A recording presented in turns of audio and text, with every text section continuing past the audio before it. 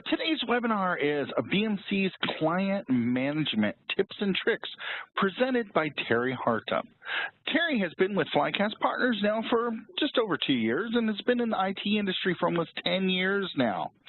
He has spent the majority of his IT career working for BMC in a technical support role for Trackit and client management. This helped launch him into a consultant role for these products with Flycast Partners. Terry, I want to thank you for taking time out of your busy schedule to share your wisdom on the BCM tool. Now, before we get started, Terry, let me introduce our organization. Raymark as highly repeatable, best practice IT system management and service delivery. We strive to satisfy the ever-increasing demand to cut cost, increase efficiencies, and align ourselves with the goals of your business. BMC Service Desk Express is sunsetting at the end of 2017, and support will no longer be available. If you have SDE, contact us at 844-FLYCAST, that's 844-359-2278, and we can successfully migrate you to another solution that best fits your business's needs. And without further ado, I'm going to turn this over to none other than Terry. All right. Well, thank you very much. Thank you very much for that introduction, Rich. I greatly appreciate that. So thanks everyone for joining us today. We are going to be talking about the BMC client management product. So I'm going to go ahead and share my screen here. Now, BMC client management is a product that you can use to manage a wide variety of items on your endpoint computers and servers. Anything from inventory information collection to operating system deployment to software distribution, a lot of different areas. What I'm going to talk about today, though, is one that's a little bit topical, and that's going to be patch management. As some of you may know, earlier this week was what we call Microsoft Patch Tuesday. Patch Tuesday is typically the second Tuesday of the month when Microsoft releases all of their patches for their products, usually the Windows operating systems. So this is a pretty big day in IT people's lives each month because those new patches become available. And typically, we want to make sure that our machines are up to date with the latest patches. So what I'd like to do today is go ahead and talk through how we can use BMC Client Management to make sure our devices are staying patched, and how we can do that with either a very hands-on focused approach, and we can also do that with a hands-off and sort of scheduled approach. A couple different ways to do it, depending on your needs. So right now, I am sharing my screen, and you can see the BMC Client Management Console here in the window. So what I want to do, first of all, is I really want to get a sense of what patches may actually be missing from my devices. That's always the biggest thing. Now, thankfully, the agent that I've installed on my devices is already collecting all of that information from all of the devices that I've got here in my lab. So I've made sure that it's all up to date, and they've all got a list of whatever patches may be missing from their devices, from the respective devices. And we can check that by looking at what's called the patch inventory. Now, if we wanted to, we could look at just an individual machine. For example, I'm going to take a look at my SQL Server that I have for my lab. I'm just going to expand the record here for my SQL Server, come down to Inventory, and then below that, I'll click on Patch. When I click on Patch, it's going to give us a few different areas that I can look at.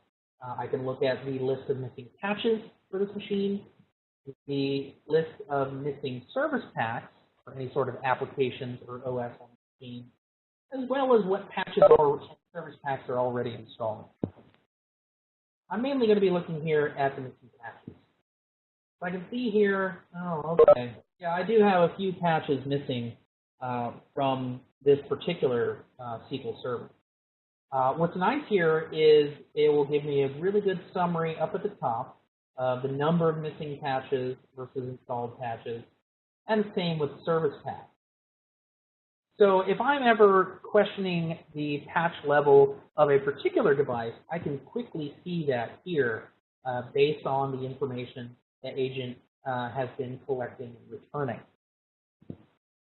So again, I can see information such as the name and the bulletin number of the patch, the severity of the patch, which is very important, as well as what product and product family are affected.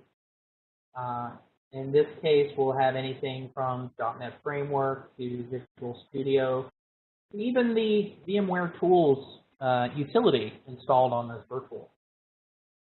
So you can see that not only are we patching Microsoft products, but also third-party products as well. I can then go further over and see the size of the patch, or I can even see the reason that the patch shows is missing. This is a really great column because it allows you to really sort of back up the patch inventory. So if someone's questioning, well, why does it show this patch is missing? You can easily show them this reason. And you can see that we do pretty deep scanning. We'll be looking at registry keys, we'll be looking at file existence, and file version numbers to make sure that they are completely up to date. So this is really great from a single device perspective. But really, when it comes to patching, we're not patching devices on a singular basis. We really want to try to patch groups of devices or even just every device in our environment, depending on what we're looking for. So what's handy is with all of this patch data that's being collected, you can also view it in the aggregate. So instead of just looking at a single device, you could look at the patch levels of all the devices in a particular group. So I'm here in the device groups section of the BCM console, and I've created a group called All Managed Devices. And this essentially just holds all devices in my environment that have an agent on them, including the master server. So with this group, the group itself also has an inventory node that I can browse through. And what it does is it collects all of that inventory data for all the devices in this group and allows me to view that. So if I want to get a sense of what patches are missing by just any device, I can come here to this inventory node, come to patch, I can come to missing patches, and you'll see that under missing patches, we do some additional categorization. We can look at them by what product is affected, the language of the patch, the name, the product family, severity, and so forth. I really want to try to get an overview of it, so I'm going to do it by language, and then do that by US English. And so this is going to show me a grid of all the patches that are missing from at least one device in this group. So you see we've got 1, 2, 3, 4, 5, 6, 7, 8, 9, 10, 11 patches overall that are missing on at least one device in this group. So this is a real handy way to get a real quick look at how am I with patching and how much do I still need to push out to my devices. So this is pretty handy to get a handle on. What's also great about this view is from looking at this view, we can actually pick a particular patch and have it automatically pushed out to the devices needed. So in this case, I want to go ahead and pick one that I know I'm going to need. For instance, here's one for Adobe Acrobat Reader. Looks like there's a security advisory for the Adobe Reader and Acrobat products. So I want to go ahead and, that one's pretty large. So let's pick a smaller one. Let's go ahead and let's push out an update for Microsoft Visual Studio. So here's one. If I click on the patch, it will again show me the information about the patch, but then the lower section will show me some even more details, such as what the patch is designed to fix, as well as what devices actually need the patch. In this case, it's a critical patch, but it's only needed by my SQL Server. So let's say I wanted to go ahead and deploy this out to any of the devices that need it. What I can do from the view I'm at right now is I can actually select one or more patches, right-click, and choose Fix. Now, if I choose Fix, this is actually going to launch a wizard that's going to guide me through setting up a deployment for this patch. So I have the option to use some preferences, and I'm going to choose to configure the rules for this deployment. So I'm going to choose to download and apply the patches. I'm going to create a new patch group. The patch group is where we collect the devices to be patched, the patches to send out, and the schedule upon which we're going to send it. We have to create that group, and then we'll fill it in with all the appropriate information. I'm going to go ahead and just use this default name of new patch group. It then presents me with a list of languages that I can choose to download.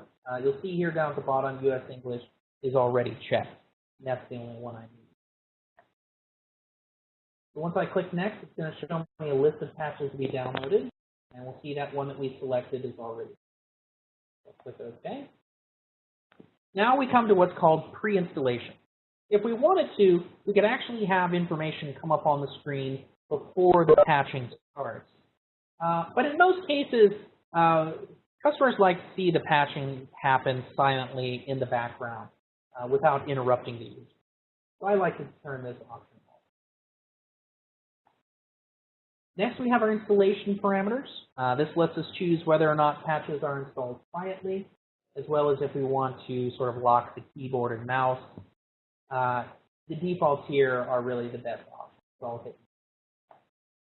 This is the last section that's really important, and that's how we control the reboots once the patching is finished. Now we've got two main options we can choose from. We can choose to reboot once the patches are installed, or we can choose to not reboot at all. It just depends on someone rebooting the machine manually. I'm going to go ahead and choose to reboot after deployment, but I want to be careful because this is my SQL Server, and I don't really want this to reboot in the middle of the day or anything like that. So I'm going to change these options around a little bit.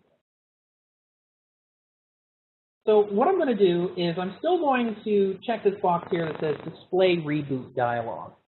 And what that talks about is once the patching is finished, we're actually going to put a dialog up on the user's screen letting them know that patching is finished and that we need to reboot their machine to complete patching.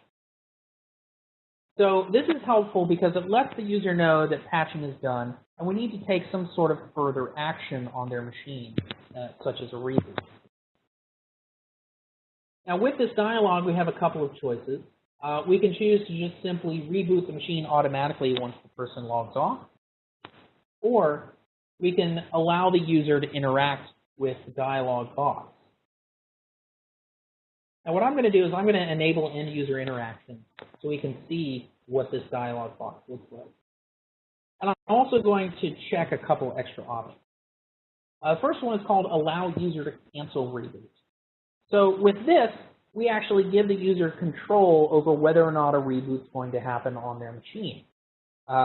This can be helpful if you trust your users to reboot on their own without any further prompting, and allows them to just completely cancel it and move on with their day.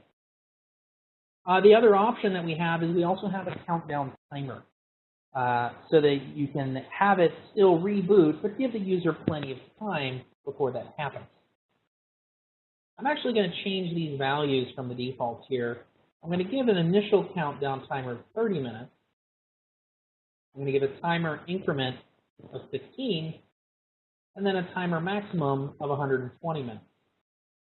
Now, this is a pretty good number that I've found that gives the user a good initial countdown time, allows them to advance it into the future reasonably, but still forces a reboot not too long after the patch is done. Now, some of you may already be using patching in BCM in maybe an older version, and I'd like to point out this is a relatively new feature, which is really helpful. Only reboot if requested by patch. Depending on how many patches you're sending to the device and what they're intended to patch, the patch may not require a reboot. In the past, BCM would still tell the device that it needed to reboot, even if the patch didn't request it. Now we have that intelligence built into the application that can see that if there are no reboots requested, we don't display any dialogues, and the person can just move on with their day without any sort of interruption. What I'm going to do for the purposes of this demonstration, though, to make sure we get to see that dialogue, I'm actually going to uncheck that box. Okay. So with all that in place, I'm going to hit Next. And finally, we're presented with what's called the schedule. So when it comes to patching, you may want to patch during business hours, or you may want to patch after business hours, depending on what machines you're patching, what your security or maintenance requirements are, and what your user's comfort level is with patching. Our default schedule, as you can see here, is to run the patching immediately. However, if you wish, you can choose to defer that to a later time. For example, when it says when do you want to run this rule on devices, you can drop this down, choose run repeatedly on a schedule, and then choose a time for that to occur. So let's say I didn't want this patch to install until, say, 10 o'clock at night when my maintenance window starts. I could choose run repeatedly, daily, and then change this to run at 10 p.m. I would still send the files down to the device, but the actual installation of the patch would not occur until 10 o'clock. For the purposes, though, of this demonstration, we're going to go ahead and switch this back to run right now. Okay. So we're at the end of the wizard here. I'm going to go ahead and click Finish. And it's going to ask, do you want to automatically activate the patch group? Tick the box to go to it and say yes. So what's happening now at this point is we've created the patch group, and my system is now going out and downloading that patch directly from Microsoft. Once that patch is downloaded, it'll be transferred down to my SQL Server, and the patching will start. What I'm going to do here is go ahead and log into my SQL Server in another window here.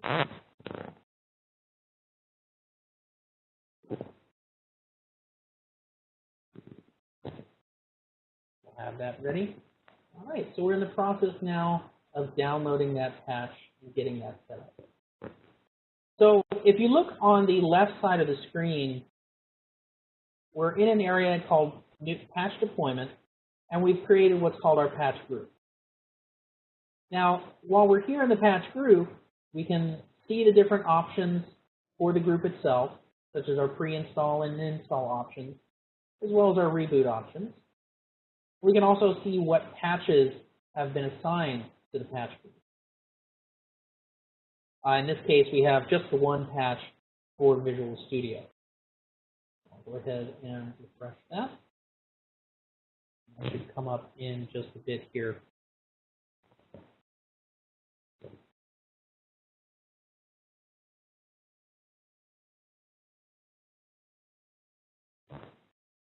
Okay.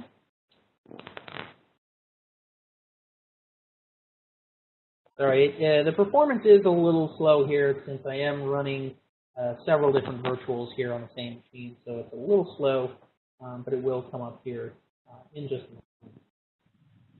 While we're waiting on that, do you have time to take 2 questions real quick? Sure, go ahead. Okay, the first one comes from Mike, and he wants to know, is an internet connection required to view patch connections? Okay, so the internet is required to download the patches. However, it's not the individual clients that are actually downloading the patches. What's happening in patch management is you have a machine called your patch manager. And in a default situation, that's your master server, though you can change that to be another machine if you wish. And basically, the patch manager is the one responsible for reaching out to the vendors and downloading those patches when they're requested. So the clients themselves that are being patched do not necessarily need internet access. The only one that really would be the patch manager that reaches out to download the patches from the vendors and brings them into the environment. Now, if you're in a more secure environment where you're completely disconnected from the internet, it is possible to bring in patches and drop them on the patch manager so that they can be made available. Generally, we only see that in sort of like your high security federal government or military installations where there's absolutely no internet access. So those situations are pretty rare. So it can accommodate that with some tweaking, but in your typical situation, the only machine that actually needs the internet connection is the patch manager that actually goes out and gets the patching. Hope that answers your question, Mike. And one more question: Can you patch to only a given set of machines, like maybe a test group? Yes. So what I've done here with this patch group, when I went through the wizard, it automatically assigned my all managed devices group. If you were looking to patch just test machines, yes, most definitely you can do that with this patch deployment process. How you would typically set that up is you would first create a device group that contains the machines that you use for your testing, and then you set up a patch group just for those devices. So it'll go just to them, and then you can push the patches to them first, see how they react, test out your applications that are on those example machines and so forth. And then once you've verified those patches, you can add those same patches to a different patch group that handles the rest of your production machines. So yes, it's a very focused patching method. You're not just going out and patching everything all at once. You're specifically choosing devices or a specific group of devices. You're setting up the patching with them. And really in both methods. Okay, so what I've clicked on now here is that we're actually looking at the status of all of the devices that have been assigned to this group. Only one of them is actually affected by any patches in the group, and that's my SQL server. We can see that here in this status column. And then a couple columns over, we'll see a details column that shows transfer in progress. So it's in the process of copying that patch down to my SQL server, and then once that is done, it'll switch to a status of installation in progress. And that means that the installation itself will start.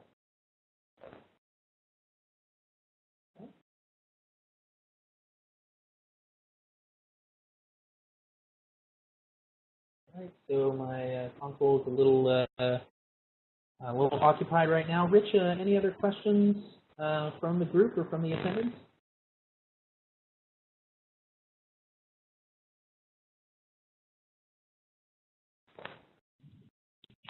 Sorry about that. I forgot I was on mute there. Yes, we do, as a matter of fact. Will this manage patching for multiple items, servers, routers, Oracle DBs, third-party software, et cetera? And this comes from Charles Race. Okay, Charles. Yes, we do patch a wide array of Windows operating systems and Windows applications. So it is focused on Windows computers for the patching. But there is a long list of products that it can patch. So it can patch anything, just about anything put out by Microsoft. So Windows operating system, Microsoft Office, Microsoft Exchange, Forefront Security, .NET Framework, Visual Studio, Visio Project, all that fun stuff. But it can also patch products from other software vendors. So Adobe Flash, Oracle's Java are some big ones that people are always looking to patch. Other things like Adobe Acrobat and Adobe Reader. We can also even patch applications like iTunes. If people have iTunes installed in the environment, you can patch that. We can patch Apple QuickTime.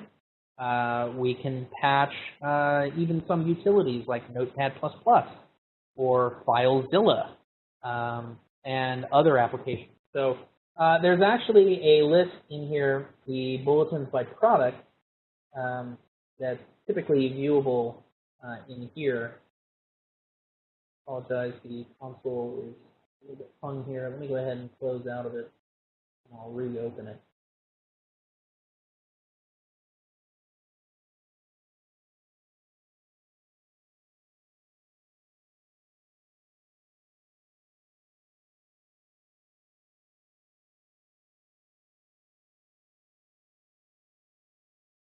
Okay, we'll go ahead and relaunch the console here.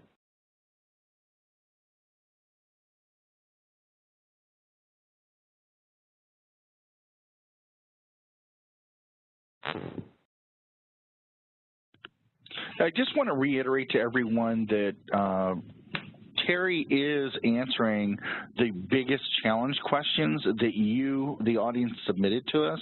He's picked out the ones that seem to be the most popular questions asked, and some of them are a little less known for most of our audience. So he is going through those one by one, so he's got maybe, I don't know how many more you've got to go there, Terry, but I'll let you keep on rolling. Okay, great. Yeah, just getting logged back here into the console.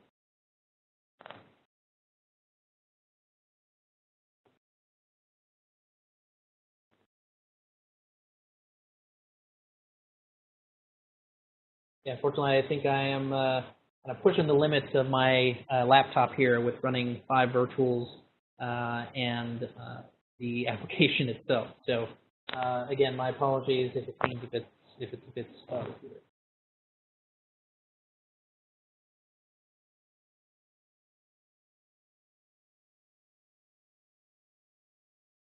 But so go ahead.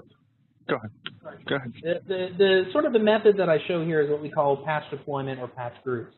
It's a very focused style of patching where you have to pick specific patches that you want to send out. So that's really good for your sort of testing scenarios, or if you need to be very careful about what patches get sent to maybe your servers, your enterprise applications, things like that. We do also have a second method of patching, which is much more hands-on. And that involves what we call a patch job. A patch job is much more hands-off, where you sort of set it up once with a set of criteria, and then you just let it run over time and apply and send out patches as they're available and meet the criteria. This is a good style for patching like your end-user workstations, maybe patching lower priority applications like Adobe Reader or things like that, where you don't necessarily have to do any testing on them and you feel comfortable just pushing them out. So what I want to do is go through creating a patch job to push out particular patches. I'm going to choose the Create Patch Job option here in the Patch Job section, and that's going to bring up a new wizard that'll guide us through that process. Okay. So when we're creating a patch job, we do share some similarities with our patch groups, which we created earlier, such as pre-installation, installation, and reboot options.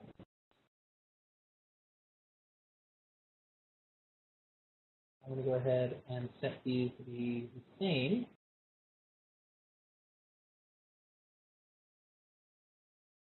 But now, instead of picking individual patches, we pick what's called patch criteria.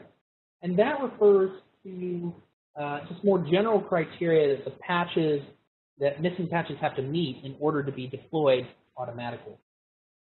So let's say I want to make sure that I am pushing out critical patches for Windows and Microsoft Office.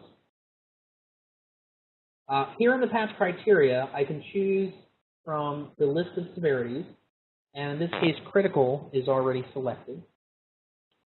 Over on the right, I also have the type of patch that it is. I'm going to go ahead and check all of these. And then finally, we have the product name. Now, the default says to always patch the full list of products. But let's say we only want to patch certain ones. We have the option here to patch only these selected products. And that's going to open up the whole list of product families that we can patch. So, Charles, this may help sort of illuminate different kinds of products that we can patch here, starting with things like the .NET Framework, the 7-zip application, Adobe. What this refers to is things like Adobe Reader, Adobe Acrobat, also Adobe Photoshop, Creative Cloud, those kinds of products. Although Adobe Flash actually has a separate indicator. So if you scroll down the list here, we'll see things like Apple software, Autodesk, that can be like AutoCAD, CCleaner, CD Burner XP, Citrix, 4FTP. We can also patch things like Firefox. There's Flash.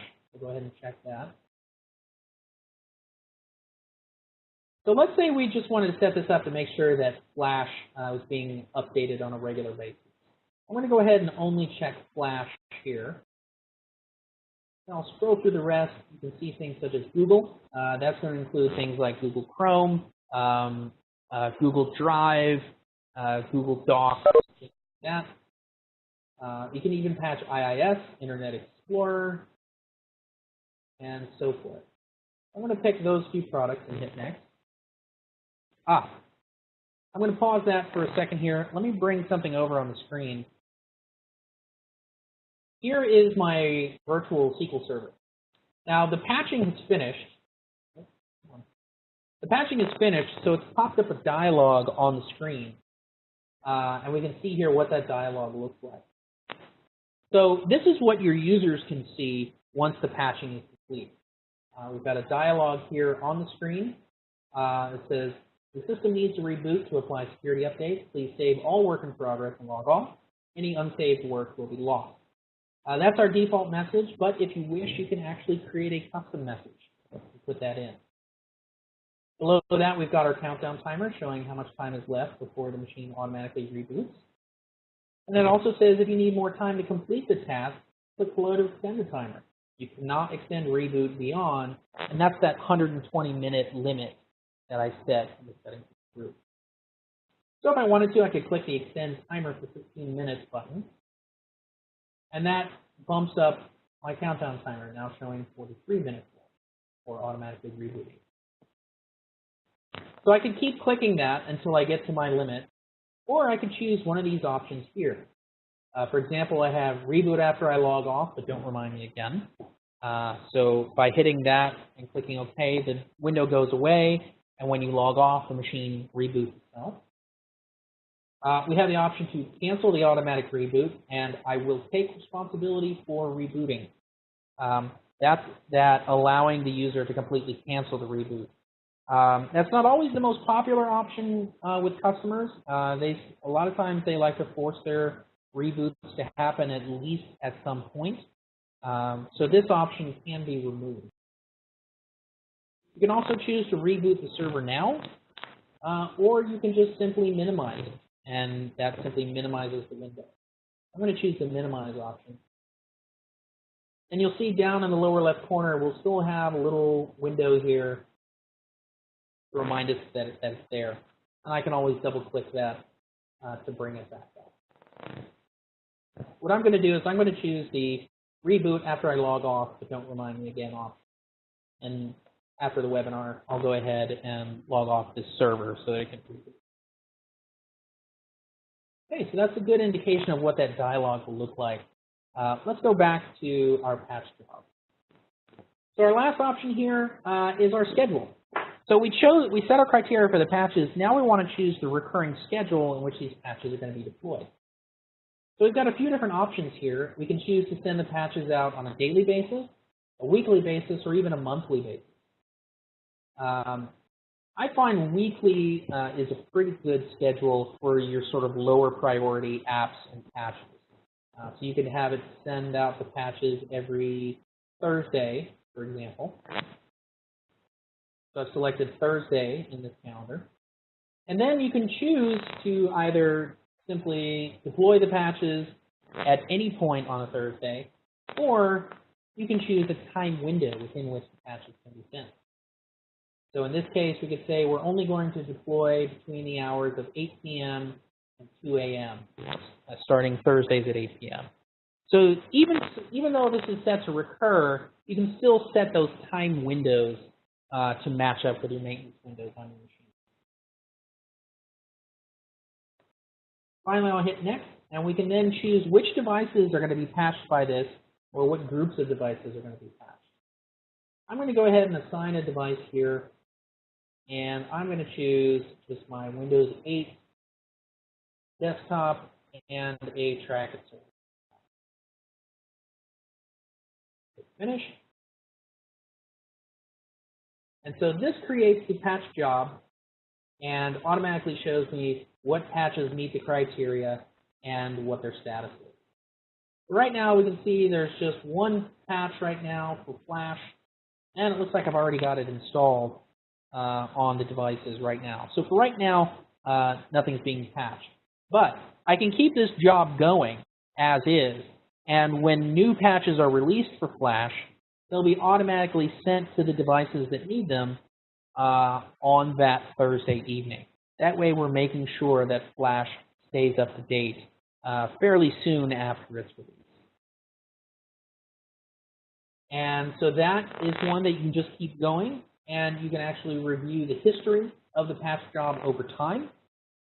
This is really helpful if you're patching a number of products and a number of devices, and you can have this sort of trending graph over on the right that you can see the number of pending patches and installed patches sort of increasing and decreasing as needed. So there's a lot of different ways that you can patch within BCM and a lot of different products that you can patch. Let me go back to that one list of products here, the bulletins by product.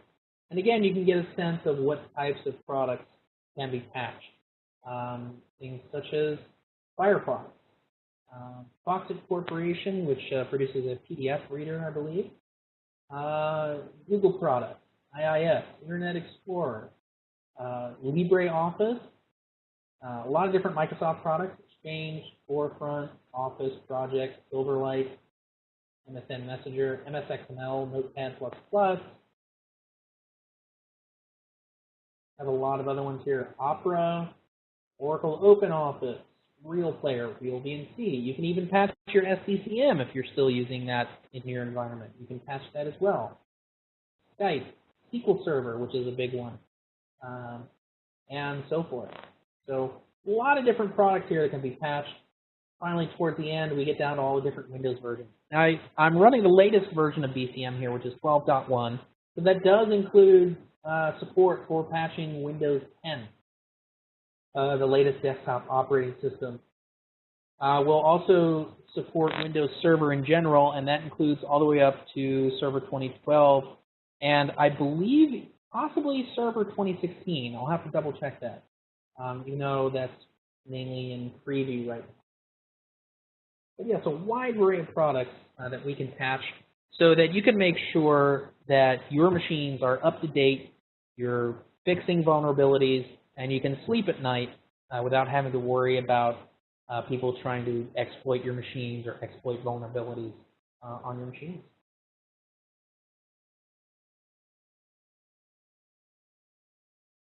All right, Rich, well, we're pretty close to about 2:45 here. Go ahead and make sure you're not muted and see if there's any other final questions or anything else you'd like to cover. No, actually, I think we've got it all. We've answered everyone's questions as far as I know. And if anybody does have questions, feel free to go ahead and email them directly to me at rich.longo@flycastpartners.com, or you can go ahead and dial in at 844-FLYCAST. That's 844-359-2278, and we'll get the answers for you. Sometimes it may take us up to 5 business days, but we'll get the appropriate answer for you depending on who we have available to answer it for you. With that, Terry, I want to thank you for taking time out of your busy schedule out there implementing and doing professional services all over the country. Thank you for everything. And those of you that took time out of your busy day to join us for today's Tips and Tricks webinar, I hope you've got something out of it. And if you do have questions, please feel free to reach out. Enjoy the rest of your day, folks.